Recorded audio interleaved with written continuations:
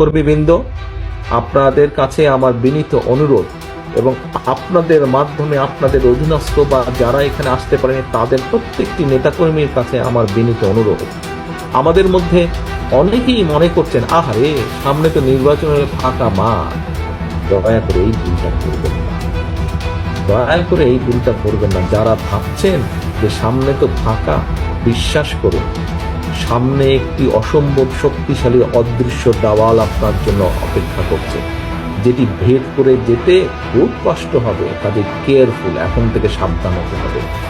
31 দফা নিয়ে যান, জনগণকে বোঝান, জনগণের আস্থা অর্জন করুন, জনগণের প্রত্যাশা পূরণের চেষ্টা করুন। সব প্রত্যাশা আপনি এখনই পূরণ করতে পারবেন না, যদি ইনশাল্লাহ আল্লাহর মতে আমরা সরকার গঠন করি অনেকাংশে সেই প্রত্যাশা আমরা পূরণ করতে সক্ষম হব। কিন্তু সেটির জন্য জনগণ যাতে আপনার আস্থা রাখে, জনগণ যাতে আপনার প্রতি ধৈর্য ধারণ করে, সেই জন্যই আপনাকে সেইভাবে ভূমিকা পালন করতে হবে।